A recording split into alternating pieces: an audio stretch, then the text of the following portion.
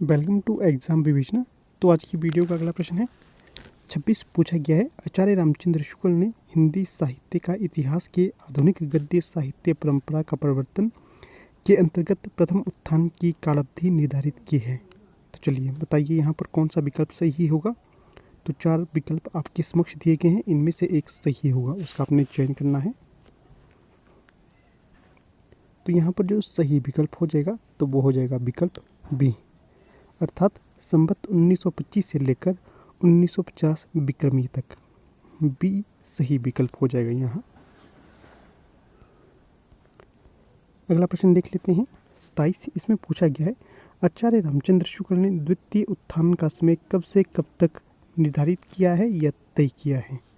विकल्प में है 1893 से लेकर 1918 ईस्वी तक, 1900 से लेकर 1920 ईस्वी तक और 1885 से लेकर 1918 ईस्वी तक, और डी है 1903 से लेकर 1920 ईस्वी तक। तो ये प्रश्न पीजीटी हिंदी में पूछा गया है। तो चलिए इसका सही उत्तर बताइए क्या होगा। तो यहाँ पर जो 27 का सही विकल्प हो जाएगा तो वो हो जाएगा विकल्प ए, 1893 से लेकर 1918 तक। क्या है 1893 से लेकर 1918। 27 का सही विकल्प ए हो जाएगा। अगला प्रश्न देख लेते हैं। अगला प्रश्न है नागरिक चांदनी सभा की स्थापना कब हुई थी। बहुत अच्छा प्रश्न है, अधिकतर परीक्षाओं में से पूछा जाता है और ये प्रश्न भी पीजीटी परीक्षा 2013 में पूछा गया है। विकल्प में है 1867 ईस्वी में, 1850 ईस्वी में, 1885 ईस्वी में और 1893 ईस्वी में। तो यहाँ पर जो सही विकल्प हो जाएगा 28 का, तो ये हो जाएगा 1893 ईस्वी में नागरिक चांदनी सभा की स्थापना हुई थी। तो यहाँ पर थोड़ी सी व्याख्या भी है, व्याख्या को देख लेते हैं। काशी नागरिक चांदनी की सभा की स्थापना 1893 ईस्वी में श्याम सुंदर दास जी ने की थी। नागरिक चांदनी सभा हिंदी भाषा और साहित्य तथा देवनागरी लिपि की उन्नति एवं प्रचार और प्रसार करने वाली भारत की अग्रणी संस्था मानी जाती है। हिंदी साहित्य के नियमन, नियंत्रण और संचालन में इस सभा का महत्वपूर्ण स्थान है। यहाँ से हिंदी शब्द सागर का प्रकाशन किया गया। इस शब्दकोश के लेखक श्याम सुंदर दास थे। तो यहाँ पर कुछ महत्वपूर्ण तथ्य है, पहले वो बता देता हूँ। पहले तो आपने तिथि रखनी याद कब की है, 1893 की, ठीक है। और किसके द्वारा की गई थी इसकी स्थापना, श्याम सुंदर दास जी के द्वारा। इसके पश्चात यहाँ पर जो दूसरा प्रश्न आपसे बनेगा कि जो हिंदी शब्द सागर है इसका प्रकाशन कहाँ से हुआ था। तो ये काशी नागरिक चांदनी सभा की यहीं से इसका प्रकाशन हुआ था। और जो काशी नागरिक चांदनी सभा है यहाँ पर आपके हिंदी भाषा और साहित्य, देवनागरी लिपि की उन्नति और प्रचार प्रसार के लिए महत्वपूर्ण योगदान दिया जाता है इस संस्था के द्वारा, ठीक है। तो इसे भी याद रखना है, महत्वपूर्ण है ये भी। अगला प्रश्न देख लेते हैं। अगला प्रश्न है 29। काशी नागरिक चांदनी सभा की स्थापना कब हुई थी। अभी पिछले हमने इसे डिस्कस किया था कब हुई थी। तो चलिए सभी बताइए इसका उत्तर क्या होगा। इसका उत्तर मैं नहीं बताऊंगा क्योंकि पीछे ही मैंने इसका उत्तर बताया है, तो इसलिए इसे स्किप कर देंगे। यहाँ पर हम जितने ढंग से देखा है पिछला प्रश्न तो उसको ये अवश्य आएगा, ठीक है। अगला प्रश्न देख लेते हैं, चलिए।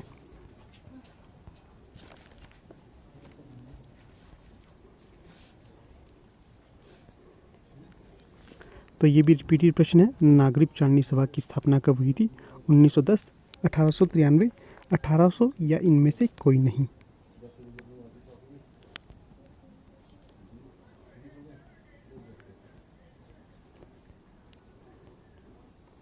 अगला प्रश्न है यहाँ पर 31। इसमें पूछा गया है हिंदी शब्द सागर का प्रकाशन किस संस्था ने किया।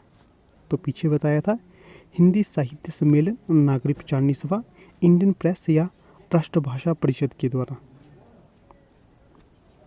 तो यहाँ पर जो सही विकल्प होगा जल्दी से बताइए क्या उत्तर होगा इसका। तो ये हो जाएगा 31 का बी, नागरिक चांदनी सभा के द्वारा हिंदी शब्द सागर का प्रकाशन किया गया था। अगला प्रश्न है 32। इसमें पूछा गया है नागरिक चांदनी सभा के संस्थापकों में कौन नहीं आते हैं। तो ये बहुत सुंदर प्रश्न है। विकल्प में है बाबू श्याम सुंदर दास, पंडित राम नारायण मिश्र, रामचंद्र वर्मा या ठाकुर शिव कुमार सिंह। तो अभी अगर आपने एलटी का पीछे पेपर दिया था वहाँ पर इसे प्रश्न को पूछा गया था। बहुत सुंदर प्रश्न है दोस्तों ये वाला। तो यहाँ पर जो सही विकल्प हो जाएगा विकल्प सी, रामचंद्र वर्मा। ये नागरिक प्रचारणी सभा के संस्थापकों के अंतर्गत नहीं आते। बाकी जो बाबू श्याम सुंदर दास हैं, पंडित रामनारायण मिश्र हैं और ठाकुर शिव कुमार सिंह हैं, ये तीनों ही आते हैं। अगला प्रश्न देख लेते हैं। हाँ, यहाँ पर थोड़ी सी व्याख्या दी गई है फिर से, चलिए व्याख्या को देख लेते हैं। नागरिक प्रचारणी सभा की स्थापना 16 जुलाई 1893 में वाराणसी में हुई थी। क्या है? वाराणसी में। यहाँ पर याद रखिएगा, ये महत्वपूर्ण है। काशी नागरिक प्रचारणी सभा की स्थापना में बाबू श्याम सुंदर दास, पंडित रामनारायण मिश्र तथा ठाकुर शिव कुमार सिंह जैसी प्रभृतियों का मुख्य योगदान रहा है। इसके पश्चात आगे है, आचार्य रामचंद्र वर्मा हिंदी के साहित्यकार एवं कोशकार रहे हैं। ये हिंदी शब्द सागर के संपादक मंडल के प्रमुख सदस्य थे। इन्होंने आचार्य किशोरीलाल वाजपेयी के साथ मिलकर अच्छी हिंदी का आंदोलन चलाया और हिंदी का मानकीकरण हुआ। इन्होंने सन 1919 में महात्मा गांधी नामक पुस्तक लिखी थी। तो यहाँ से आपको यह स्पष्ट हो गया होगा कि जो आचार्य रामचंद्र वर्मा है, इनका हिंदी साहित्य में कैसा योगदान है, ठीक है ना। जो हिंदी शब्द सागर के संपादक मंडल के तौर पर ये प्रमुख सदस्य रहे हैं। इसी के साथ जो आचार्य किशोरीलाल वाजपेयी के द्वारा अच्छी हिंदी नामक पुस्तक लिखी गई है या आंदोलन चलाया गया है, उसमें भी इनका योगदान है। खासकर जो 1919 में महात्मा गांधी नामक पुस्तक थी, ये इनके द्वारा लिखी गई थी। इसका भी आपने ध्यान रखना है।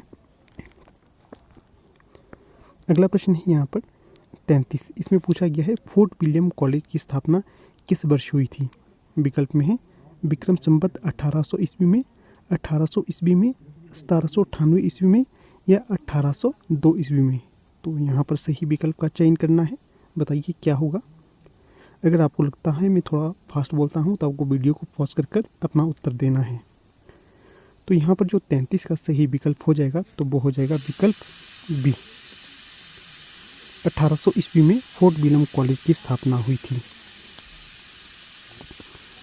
चलिए अगला प्रश्न देख लेते हैं। यहाँ पर थोड़ी सी व्याख्या दी गई है, व्याख्या को भी देख लेते हैं।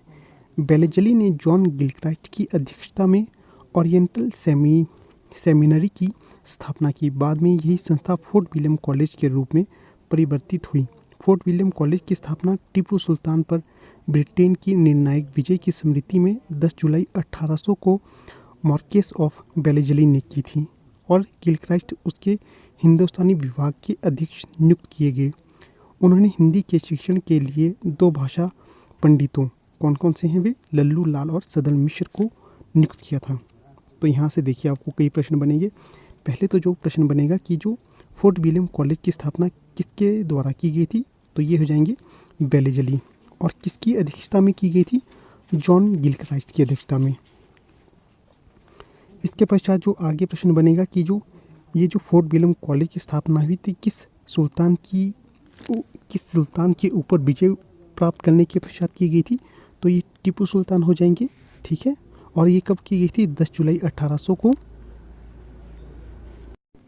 इसके पश्चात ये प्रश्न भी बनता है कि जो हिंदुस्तानी विभाग के अध्यक्ष थे, ये जो आपके फोर्ट विलियम कॉलेज में ये कौन थे? तो ये जॉन गिलक्राइस्ट थे। इसके पश्चात जो जॉन गिलक्राइस्ट थे, इन्होंने हिंदी विभाग शिक्षण के 2 अध्यक्ष किसे किसे चुना था? तो एक तो थे पंडित लल्लू लाल और दूसरे थे सदल मिश्र, ठीक है। इसे भी याद रखिएगा, ये भी महत्वपूर्ण है।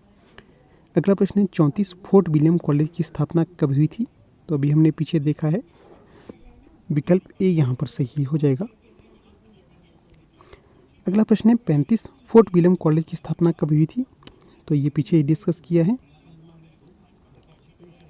अगला प्रश्न है 36। इसमें पूछा गया है, कलकत्ता में स्थापित फोर्ट विलियम कॉलेज के संस्थापक कौन थे? बहुत अच्छा प्रश्न है दोस्तों। तो बताइए क्या उत्तर होगा इसका। जॉन गिलक्राइस्ट, सदल मिश्र, राजा शिव प्रसाद सितारे हिंद या रविंद्रनाथ टैगोर। तो यहाँ पर जो 36 का सही विकल्प हो जाएगा तो ये हो जाएगा विकल्प ए, जॉन गिलक्राइस्ट। इनके द्वारा कलकत्ता में स्थापित फोर्ट विलियम कॉलेज की स्थापना की गई थी। तो ये प्रश्न भी बनता है कि जो फोर्ट विलियम कॉलेज है कहाँ पर स्थापित किया गया है और यह कहाँ पर है? तो ये कलकत्ता में होगा, ठीक है। तो इसका भी ध्यान रखिए, ये भी बहुत अच्छा प्रश्न बनता है कई बार परीक्षा में। अगला प्रश्न है यहाँ पर 37 सदल मिश्र की भाषा की विशेषता है। तो बताइए क्या है सदल मिश्र की भाषा की विशेषता। विकल्प में है पूर्वीपन, उर्दू की प्रमुखता, सहज एवं प्रवाहमयी भाषा या किस्सा गोई। अपने सही विकल्प का चयन कीजिए। तो यहाँ पर जो 37 का सही विकल्प हो जाएगा तो ये हो जाएगा विकल्प ए। जो सदल मिश्र की भाषा की विशेषता होगी इसमें आपको पूर्वीपन अधिक देखने को मिलता है। 37 का सही विकल्प ए हो जाएगा। तो दोस्तों यहाँ पर आपको बता दूं हमारी टीम के द्वारा एलटी कमीशन और पीजीटी हिंदी के लिए कोर्स लॉन्च कर दिए गए हैं। अगर आप लोग इंटरेस्टेड हो तो संपर्क कर सकते हो, ठीक है ना। तो चलिए यहाँ पर थोड़ी सी व्याख्या है, व्याख्या को देख लेते हैं। सदल मिश्र बिहार प्रांत के शाहाबाद जिले के ध्रुवडीहा गांव के रहने वाले शाकद्वीपीय ब्राह्मण थे। पूछा जा सकता है कि जो सदल मिश्र है किस संप्रदाय से संबंध रखते हैं, तो ये ब्राह्मण थे, ठीक है ना। इसके पश्चात इनके पिता का नाम नंदमणि मिश्र था। यह कलकत्ता के फोर्ट विलियम कॉलेज के हिंदुस्तानी विभाग के अध्यक्ष थे।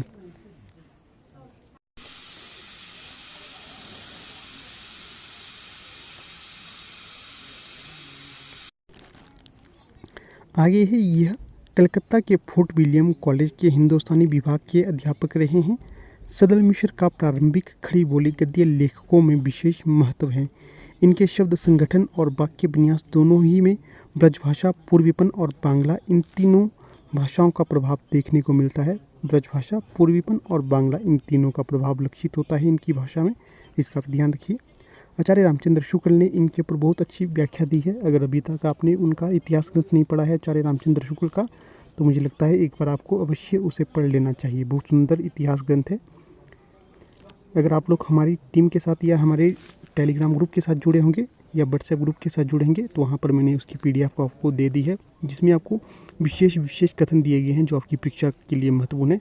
उसको आप डाउनलोड कर लेना और पढ़ लेना, बहुत इंपॉर्टेंट है हिंदी साहित्य का इतिहास आचार्य रामचंद्र शुक्ल। महत्वपूर्ण तथ्य इन्हें भी देख लेते हैं। तो चलिए, पहला है आधुनिक काल में जिस भाषा में हिंदी गद्य लिखा जा रहा है वह खड़ी बोली गद्य ही है, ठीक है। आचार्य रामचंद्र शुक्ल ने खड़ी बोली गद्य का प्रारंभ अकबर के दरबारी कवि गंग द्वारा लिखित चंद छंद वर्णन की महिमा से माना है। किसने माना है? आचार्य रामचंद्र शुक्ल ने खड़ी बोली गद्य का प्रारंभ अकबर के दरबारी कवि गंग लिखित चंद छंद वर्णन की महिमा से माना है। सदल मिश्र हिंदी के पहले गद्यकार हैं। सदल मिश्र की 2 गद्य कृतियाँ प्रसिद्ध हैं। कौन कौन सी हैं? नासिकेतोपाख्यान और दूसरी है रामचरित। जो नासिकेतोपाख्यान है इसे चंद्रावती भी कहा जाता है, ठीक है। इसका जो प्रकाशन वर्ष या रचना काल है ये 1803 है और जो रामचरित है इसका 1806 है। इसे भी याद रखिएगा, यह भी महत्वपूर्ण है। जो अधिकतर परीक्षाओं में पूछी जाती है नासिकेतोपाख्यान पूछी जाती है, रामचरित कम ही पूछी जाती है। पर जो प्रश्न बनता है कि जो नासिकेतोपाख्यान किसकी रचना है, सदल मिश्र की रचना है, या जो नासिकेतोपाख्यान का दूसरा नाम क्या होगा, तो ये चंद्रावती हो जाएगा। और इसका प्रकाशन वर्ष भी पूछा जाता है, ये 1803 होगा, ठीक है। आगे देखिए, रामचंद्र शुक्ल के अनुसार सदल मिश्र ने व्यवहारोपयोगी भाषा लिखने का प्रयत्न किया है। ये प्रश्न बनता है कि रामचंद्र शुक्ल के अनुसार किसने व्यवहारोपयोगी भाषा लिखने का प्रयत्न किया गया था, तो ये किया गया था सदल मिश्र के द्वारा, और ये रामचंद्र शुक्ल ने कहा है। इसके पश्चात श्याम सुंदर दास ने तत्कालीन गद्य लेखकों में इंशा अल्लाह खां के बाद दूसरा स्थान सदल मिश्र को ही दिया था। तो यहाँ से 2 प्रकार के प्रश्न बनेगा कि जो श्याम सुंदर दास थे इन्होंने तत्कालीन गद्य लेखकों में प्रथम स्थान किसे दिया था? इंशा अल्लाह खां को दिया था, और दूसरा स्थान सदल मिश्र को। आगे है, लल्लू लाल की रचना प्रेम सागर में ब्रजभाषा का प्रभाव दृष्टिगोचर होता है तथा शैली आख्यात्मक है। आगे है, मुंशी सदासुख लाल की रचना सुख सागर एक धार्मिक ग्रंथ है। इसकी भाषा पर पंडिताओपन एवं फारसी का प्रभाव लक्षित होता है। इंशा अल्लाह खां की रचना रानी केतकी की कहानी है, जिसे उदयभान चरित भी कहा जाता है। इसकी भाषा पर उर्दू, अरबी और फारसी का प्रभाव लक्षित होता है। तो चलिए यहाँ से बता देता हूँ। पहले तो आपको याद रखना है कि जो सुख सागर है किसकी रचना होगी? मुंशी सदासुख लाल की रचना होगी। और ये किस प्रकार का ग्रंथ है? यह धार्मिक ग्रंथ है। और जो ये सदासुख लाल हैं इनके ऊपर पंडिताओपन और फारसी का प्रभाव लक्षित होता है। इसी प्रकार आगे जो इंशा अल्लाह खां थे इनकी रचना हो जाएगी रानी केतकी की कहानी, और जो रानी केतकी की कहानी है इसका दूसरा नाम है उदयभान चरित, ठीक है। और जो इंशा अल्लाह खां है इनकी भाषा पर उर्दू, अरबी और फारसी का प्रभाव लक्षित होता है, पर इन्होंने बहुत बचाव किया था कि ये इन प्रभावों से मुक्त हों, पर ये इन प्रभावों से मुक्त ना हो पाए, ठीक है। अगला प्रश्न, अगला यहाँ पर महत्वपूर्ण टॉपिक है। फोर्ट विलियम कॉलेज में जॉन गिलक्राइस्ट हिंदी उर्दू के अध्यापक थे। इन्होंने आगरा के लल्लू लाल और आरा के सदल मिश्र को भाषा मुंशी के तौर पर नियुक्त किया था। यहाँ से जो सबसे महत्वपूर्ण होगा तो वो होगा कि जो लल्लू लाल कहाँ से संबंध रखते हैं, आगरा से संबंध रखते हैं, और जो सदल मिश्र है ये कहाँ से संबंध रखते हैं, आरा से। और इन्हें क्या नियुक्ति दी गई थी या इनका क्या स्थान था, इन दोनों को ही भाषा मुंशी के तौर पर फोर्ट विलियम कॉलेज में नियुक्ति दी गई थी। आगे है, सदल मिश्र की अन्य कृतियाँ हैं फुलह के बिछोने, सोनम के थंब, चहुंदीसी, बढ़ते थे, बाजने लगा, कांदती आदि ये इनकी प्रमुख रचना है। इसे एक बार अवश्य पढ़िएगा। देखिए अगला प्रश्न है, लल्लू जी लाल का सर्वाधिक प्रसिद्ध ग्रंथ कौन सा है? विकल्प में है शकुंतला नाटक, प्रेम सागर, सिंहासन बत्तीसी या पैताल पच्चीसी। महत्वपूर्ण प्रश्न है ये वाला भी। तो यहाँ पर जो 38 का सही विकल्प हो जाएगा तो वो हो जाएगा विकल्प बी, प्रेम सागर लल्लू जी लाल का प्रमुख ग्रंथ या रचना मानी जाती है।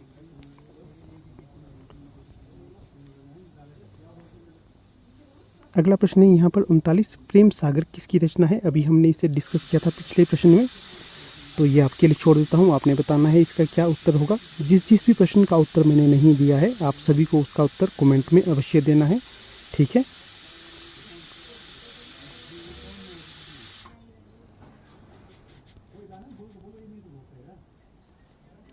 अगला प्रश्न देख लिए 40, रानी केतकी की कहानी के लेखक कौन हैं? विकल्प में है सदल मिश्र, लल्लू लाल, इंशा अल्लाह खां या सदा सुख लाल। तो यहाँ पर जो सही विकल्प हो जाएगा 40 का, रानी केतकी की कहानी कौन है, लेखक कौन होंगे रानी केतकी की कहानी के? तो ये हो जाएंगे विकल्प सी, इंशा अल्लाह खां, ठीक है। सी सही विकल्प हो जाएगा यहाँ पर। तो ठीक है, अब अपनी वीडियो का समापन कर लेते हैं। इसी के साथ आपको फिर से बता दूं कि हमारी टीम के द्वारा LT कमीशन और PGT हिंदी के लिए कोर्स लॉन्च कर दिए गए हैं। अगर इंटरेस्टेड हो तो आप संपर्क कर सकते हो, नंबर आपको डिस्क्रिप्शन बॉक्स में मिल जाएगा, ठीक है। और वहीं पर आपको टेलीग्राम और व्हाट्सएप ग्रुप के भी लिंक प्रदान कर दिए गए हैं। अगर जुड़ना चाहते हो तो अवश्य जुड़ सकते हो।